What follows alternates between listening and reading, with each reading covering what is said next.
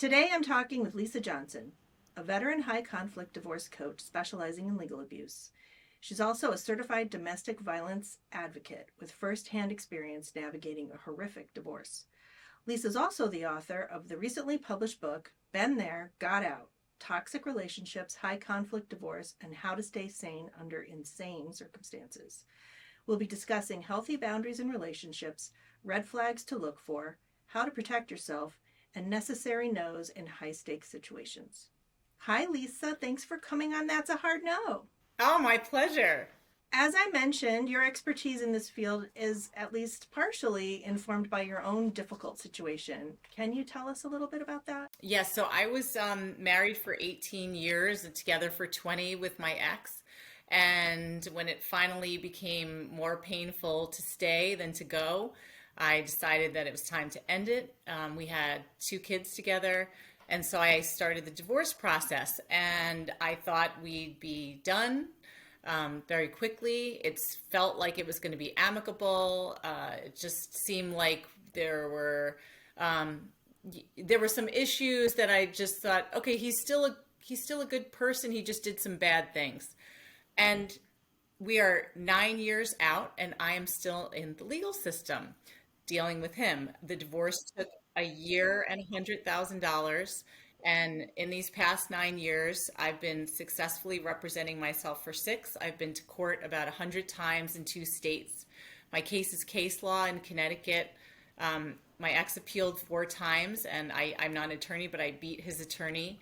And it was notable enough to be published in the Connecticut Law Journal, which is really unusual for a pro se.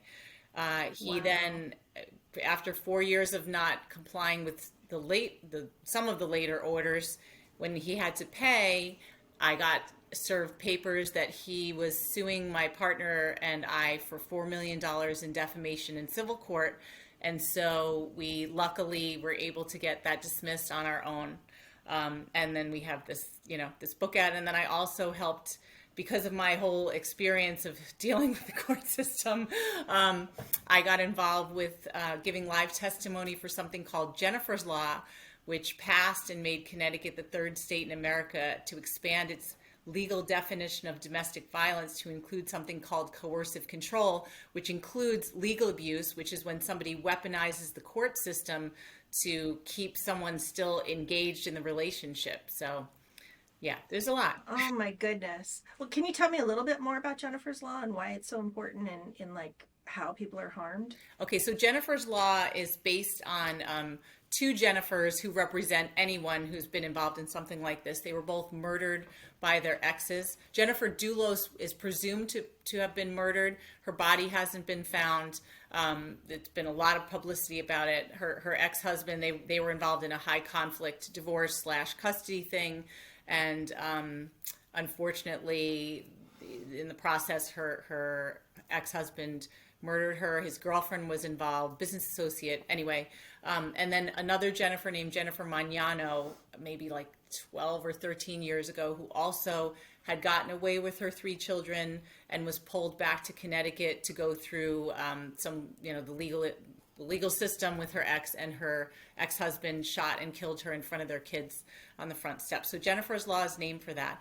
So Jennifer's Law basically, and again, Connecticut's the third state so far. We think Colorado last night just also passed coercive control laws, but it's California and Hawaii.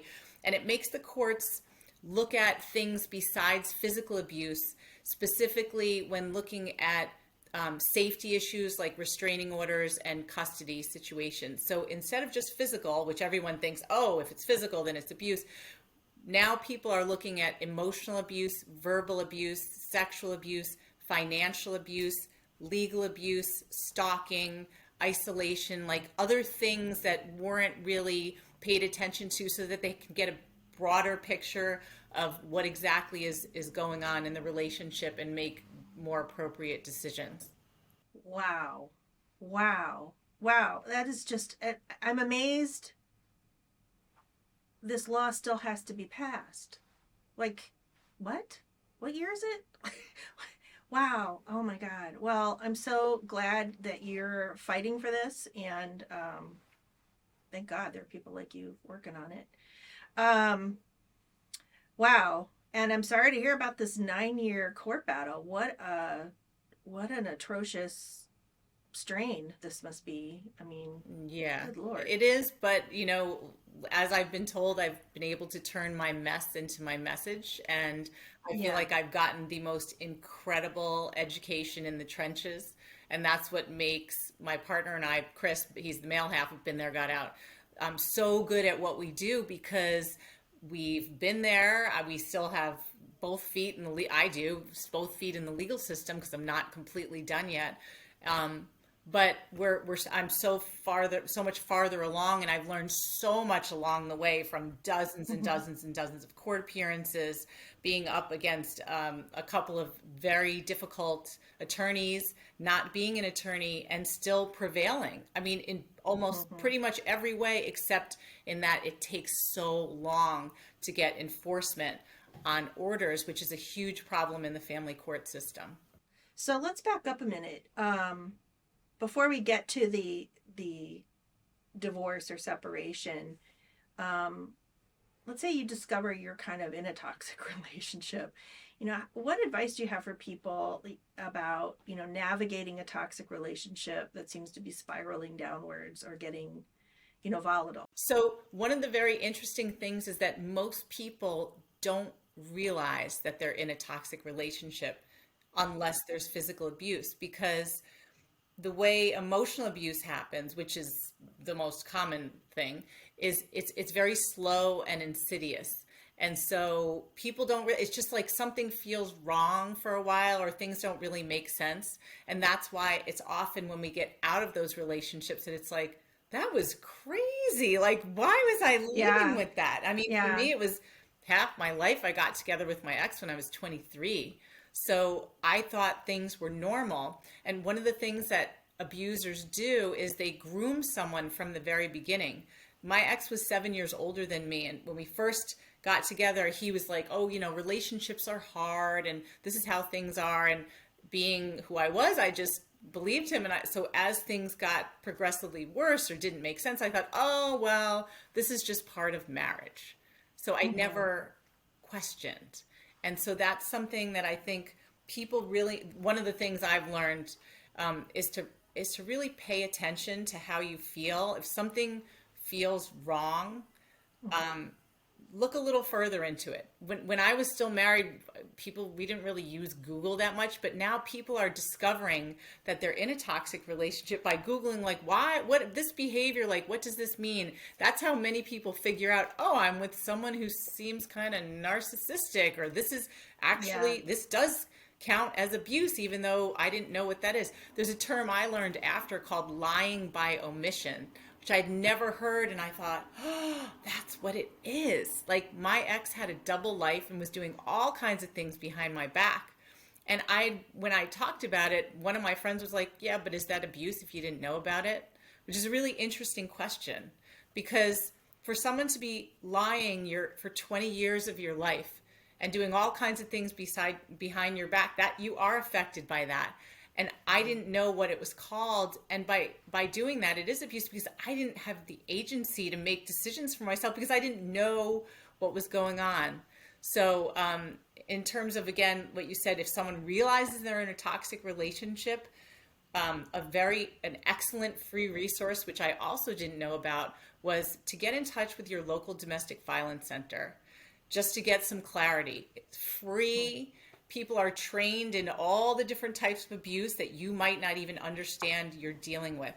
And they can start getting you to question things and Hmm. maybe give you some ideas on what's going on and why, because it's very hard to come out of denial. Like, things often are normalized, like I said, where you don't think anything's wrong because you're so used to it. And people don't talk about domestic abuse. I in my head thought, oh well, I don't think I'm like a battered woman, so I think the domestic violence center, that's for people who are like regularly getting beaten up. Right. And only a year and 9 months after my ex had moved out of the house, when he was parking the car in our neighborhood and sitting there, and my neighbors were like, something's wrong.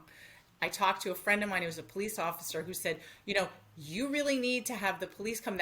You're probably in danger, because And I said, oh, but he moved out. It's funny. He said, yeah, but the fact that he's still parked in front of your house, has no contact with the kids. It's been a year and 9 months. He lives in another state. That's really bad. And when they Yeah. came and did what's called a lethal assessment screening, they were like, you're in like serious danger. And so that's what got me in touch with the domestic violence center. And I was like, that changed my life because I didn't Yeah. understand what I was dealing with. That's a really good point. Violence comes in many forms. It comes in speech, it comes in control, it comes in all kinds of things. And I want to put a plug in. Every state has a domestic violence um, alliance or association, and then there are so they will have a list of all the local centers. One of my friends' clients, and they've been guests on this show, are the Ohio Alliance to End Sexual Violence. They also have resources, and they can connect you with domestic violence resources. So yeah, every state has some sort of umbrella organization, and then can connect you with local resources. Right, and it's free. I mean, Yes, during absolutely the right. divorce separate, like everything costs money, but that's something that's free. It's the So one know thing about that's that. Go free. go there first. Yeah, yeah, and they're just amazing people. Yeah. Honestly, they're doing angels work. It's like when you're in a situation like that, it's like the frog in the boiling water analogy, right? Like you don't know what's happening. And I talk about that a lot, like when depression comes in, rolls in. Like sometimes when you're just in the thick of something, it's just hard to recognize it. It's hard to remember a time when you weren't in that situation, or you're only seeing it through that lens. And so just having that an outside person to talk to, just, is this normal? Right? Something doesn't feel right. Am I wrong? Like, just even if it's just talking to somebody. Yeah, and one of the most difficult questions that people like I've gotten and other, our whole community get is, well, why didn't you leave sooner? You mentioned the frog in the pot. When someone is abusive, that doesn't start from the beginning of the relationship. That slowly Right. creeps in. In the beginning, they do something called love bombing often, where they make Yes. you feel great about yourself. That's the beginning. So who would ever get involved with an abusive person if you knew it? And then slowly there's what's called the devaluation phase, when they start cutting you down, and then things get just progressively worse. And so often our brains try to reach back and say, what can we do to get back those good old days? Like, oh, things were so great in the beginning. And as things get worse and worse and worse, you just keep having this hope. I mean, hope is a thing that destroys us, because we keep thinking that it's going to go back to something that was always an illusion in the first place. What boundaries should be made to maintain healthy relationships and to try to avoid conflicts or manipulation? That's a big question. I know, but that's what we're talking about I here on know. this podcast. All right, I'll give a simple boundary exercise in the very, very beginning, how to sniff out a toxic person. So one thing you can do is, when you start, let's say, dating someone, and then things seem fine, watch what they do when you say no. So, for example, you've been getting together like often, and then they say, oh, can you come to this thing on Saturday night? Come to this party. Try saying, I can't do it. No, I can't do it. See how they respond. If they accept it and say, okay, good, we'll get together another time, then good. That's generally a good sign. But if the person is like, why, like, what's wrong? Are you sick? I'm going to come over and bring you flowers. Like, or getting upset, like, well, that's toxic. Yeah. Don't you love me? Don't you want to be with Right. me? I want to Yeah. spend Like, time with are you you. with Yeah. somebody else? What are you doing? Right, right, right. Yeah. Mm-hmm. So watch what happens when you say no, putting Mm-hmm. up that very simple boundary. Mm-hmm. Someone who can't accept no, because you have a right to your own life. You don't have to do everything that they want to do. If they can't Right. accept it, watch out. I think And you can relationship, literally say no if you just don't want to. right, Like you just don't feel like it. You're right. tired. Like that you shouldn't have to give it a reason. I'm just not feeling it. Yeah. Yeah. So there's a really good simple I think relationship education is so important from the beginning. And unfortunately, our culture romanticizes really toxic behavior. I can't remember if it's like that Nicholas Sparks book that was turned into a movie, The Notebook, where there's like a carousel thing and the guy just keeps pursuing the girl and she's like, no, no, no, no. And he keeps pursuing and it's like, oh, and they end up together. Like if someone keeps pursuing you and you're saying no, no, no, that means no. Like it's not like Right. it's not like the person's great because they wouldn't accept your no. That's someone who kept breaking boundaries. That's unhealthy relationship behavior. I know the old song from when I grew up by the Police, like Every Breath You Take. That's a stalker song. It's creepy. It's creepy. Right? Let's face it. Right. So Yeah. I think a lot of it depends on just having critical thinking skills and paying attention to your gut. Like, does this feel wrong? Another Hmm. example I think about with people is texting. How does somebody respond if you don't respond immediately back with texting? My daughter's in college and she'll talk about how sometimes someone will get like really angry and not just romantic interest, but friends where it's like, why aren't you answering me? What are you doing? Like, that's not healthy behavior. That's someone that you might not want to be involved with. So I love what you said about the not having to respond right away. I hate my phone.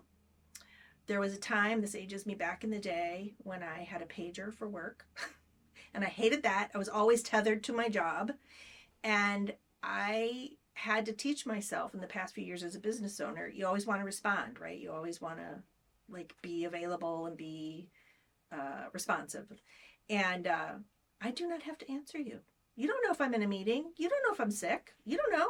Like I don't have to answer you right away. So um, yeah, but everyone has just been programmed with these devices that you get immediate feedback, or you get, what is it, immediate gratification.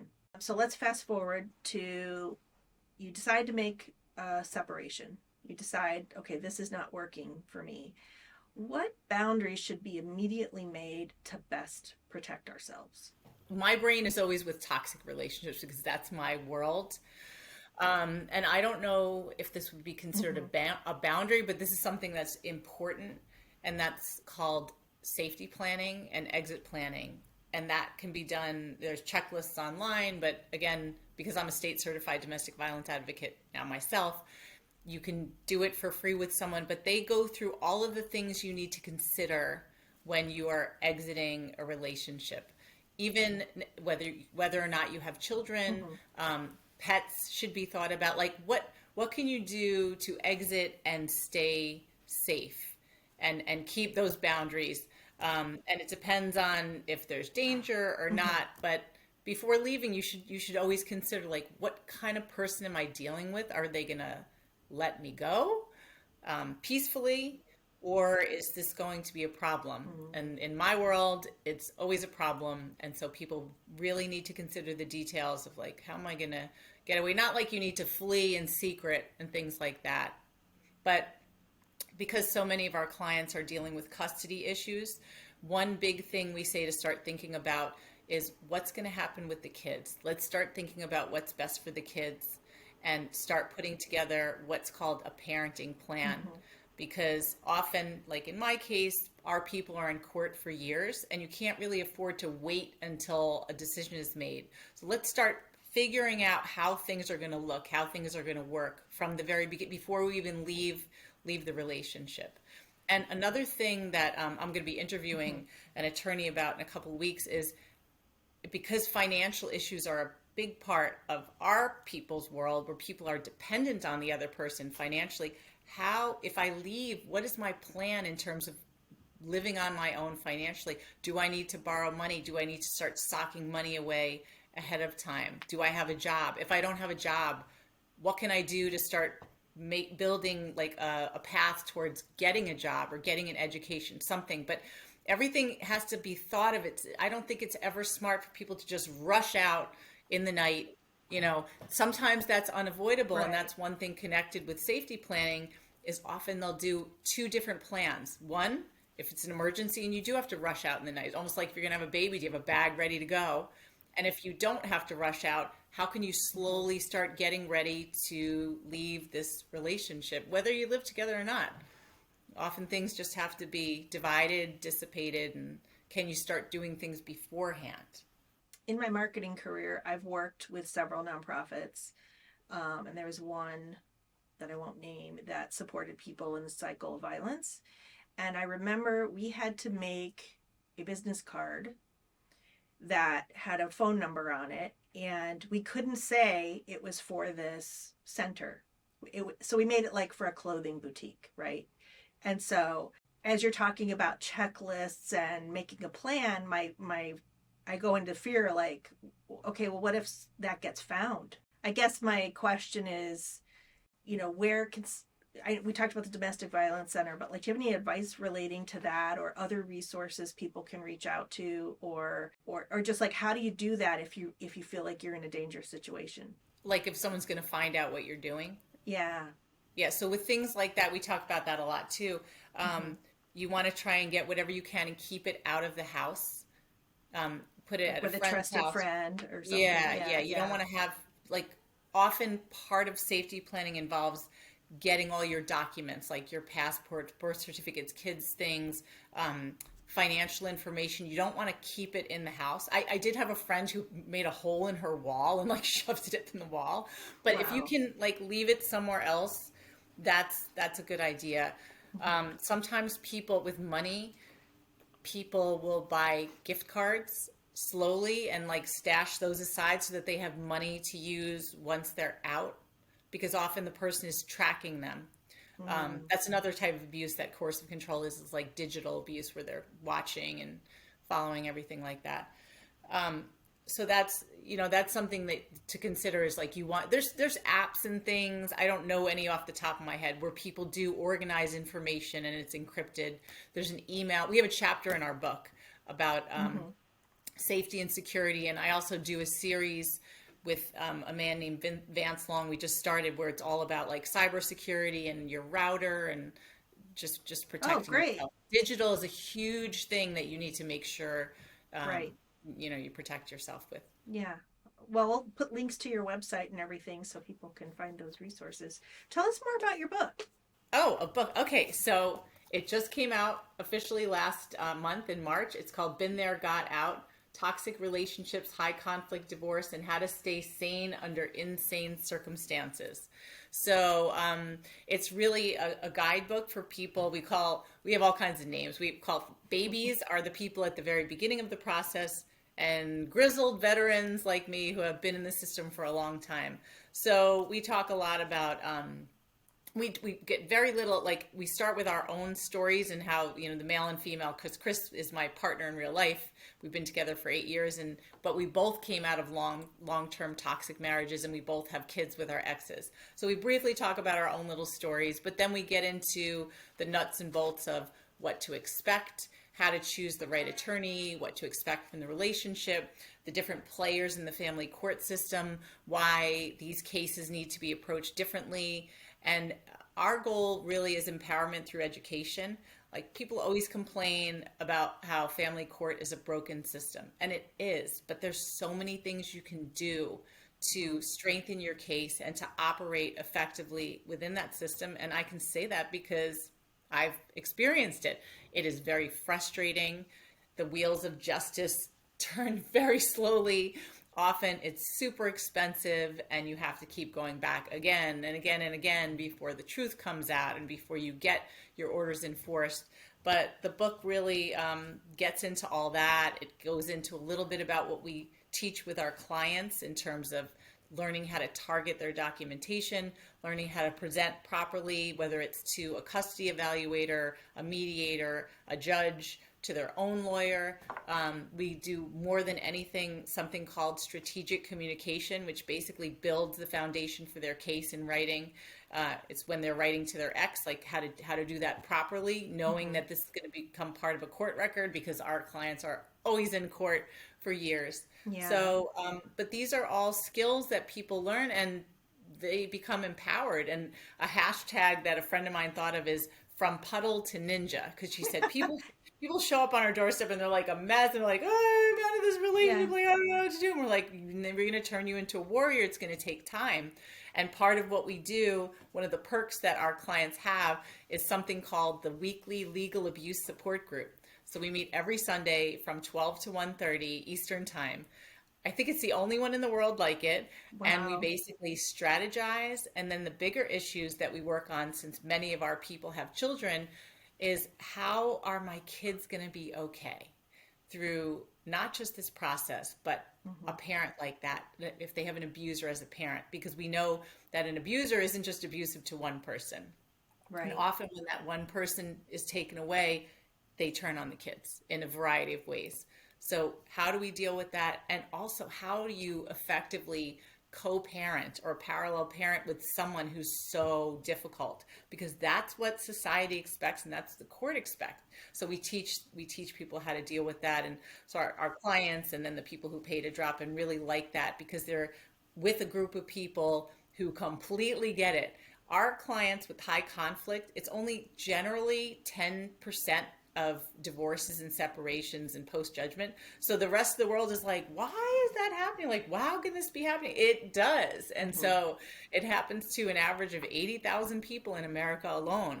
So when you're with other people that you don't have to explain, like, yes, this is really happening, it's just very validating and helpful. And I adore our clients. They're super smart. They're always, I mean, we call them the sweetie pies. They're the targets of abusive people. So they tend to be resourceful, independent, creative, funny. Like we call them the shining stars. So they're very good at like sharing information. And we say that our content is driven by our clients. So if there's something that we can't answer during that meeting or other clients can't come up with something, then I do these long form interviews generally twice a week with professionals like family lawyers or mental health people, custody evaluators, trauma specialists, so that everyone has the benefit of that free education and figure out, okay, so instead of being terrified that my life is going to end because my ex is telling me they're going to take the kids and I'm an unfit parent, like I can learn, I can understand what exactly things mean and why and what to expect and how to conduct myself appropriately so I can get through this and get my kids through it as unscathed as possible. It sounds to me like there's so many emotions. It's so hard to think clearly when you're traumatized and you're upset and you're scared and all that stuff. And it sounds like you kind of help people not necessarily take the emotion out of it, but help them see past it, and see, think strategically. Right, Yeah, right. So yeah, the court system doesn't like emotion, and family court is the highest, oh, emotion possible yeah, because so much is at stake.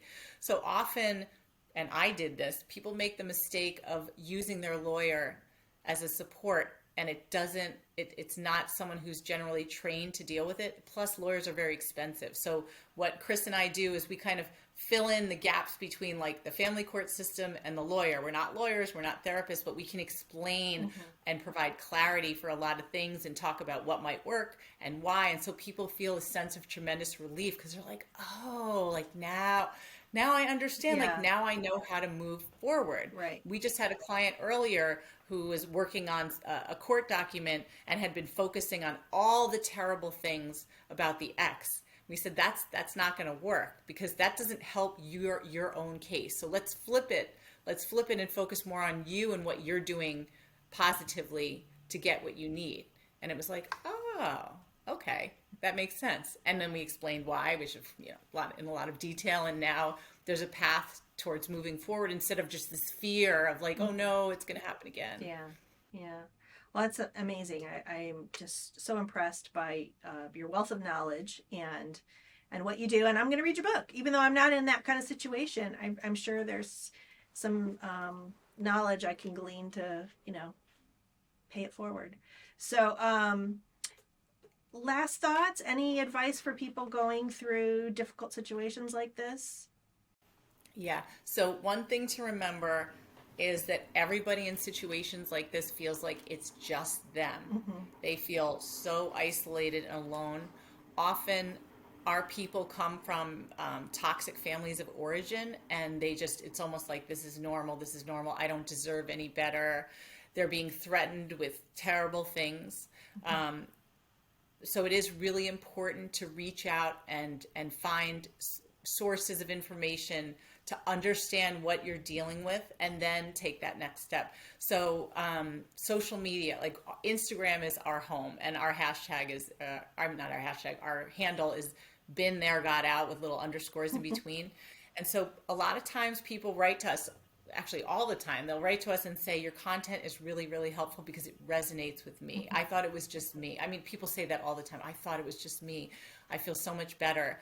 And coming from a background myself, I was a high school English teacher. So I feel like I was able to replicate my classroom on social media where I'd put quotes up and little articles and stories. And so we have a very active, we don't have private Facebook groups. We have a very active audience on Instagram where people will talk back and forth and often make friends with each other because they're sharing a similar experience. So I just love that. So it is really important. If you don't want to talk to someone, just start doing some research. TikTok, it might sound silly, but many people get a lot of education from TikTok videos from people dealing with this sort of thing as well. And once you start realizing how common it is, it'll start building your courage up to hopefully reach out and get some help from the right people. And another thing is, keep in mind that a lot of toxic people have infiltrated these communities and pose as experts. So you want to pay attention over time to the content and make sure that it feels like this is someone that I believe. This is not someone who's just trying to get lots of followers. Yeah. Well, that's great advice. And we'll definitely link to your website, your book, your Instagram, all that good stuff so people can find you. Thank you so much, Lisa. It's been fantastic. I met you on like a networking Zoom call, and immediately when I met you, I was like, holy cow, this is someone my listeners have to meet. So I'm so glad you agreed to do this and shared your information, and we'd love to have you back sometime. Oh, absolutely. Well, same with you, Heather. And then when you told me the title of your podcast, I was like, yeah, we both looked at each other with our mouths open like, what? Yeah. Yeah, perfect. Yeah, but it's been my pleasure, and hopefully someone will learn something. Great. Thank you so much.